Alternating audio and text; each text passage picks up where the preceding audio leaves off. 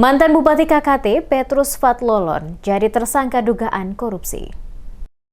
Mantan Bupati Kepulauan Tanimbar Petrus Fatlolon akhirnya ditetapkan sebagai tersangka dan langsung ditahan 20 hari di Rutan Kelas 2A Ambon oleh tim penyidik Kejaksaan Negeri Tanimbar di Kantor Kejaksaan Tinggi Maluku di Ambon pada Kamis 20 November 2025 sekitar pukul 21.00 waktu Indonesia Timur. Kasih Intel Kejari KKT Garuda Caktivira Tama didampingi Kasih Penkum Kejati Maluku Ardi Danari. Saat memberikan keterangan mengungkapkan bahwa penetapan tersangka penahanan tersangka berdasarkan hasil penyidikan atas dugaan tindak pidana korupsi penyalahgunaan keuangan negara terkait pernyataan dana modal pemerintah daerah Kabupaten Kepulauan Tanimbar kepada PT Tanimbar Energi yang bersumber dari APBD tahun 2020-2022.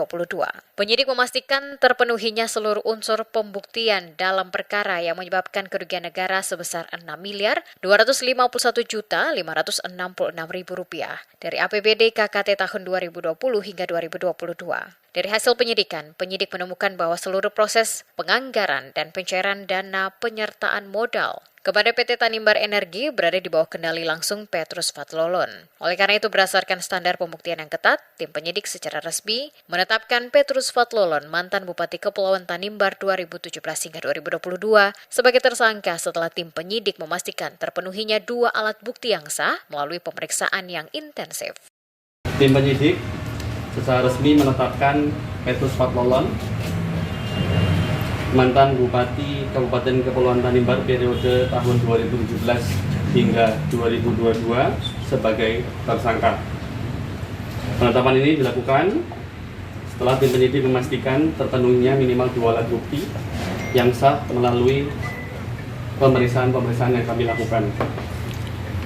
Serangkaian pemeriksaan dan penyidikan yang kami lakukan dilakukan secara profesional dan berhati-hati demi memastikan tegaknya hukum yang benar. Pada tahun 2020 hingga 2022, PT Tanimbar Energi merupakan badan usaha milik daerah Kabupaten Kepulauan Tanimbar yang mendapatkan dana penyertaan modal sekitar 6,2 miliar selama 3 tahun. Yang itu adalah menjadi nilai kerugian negara yang ditemukan.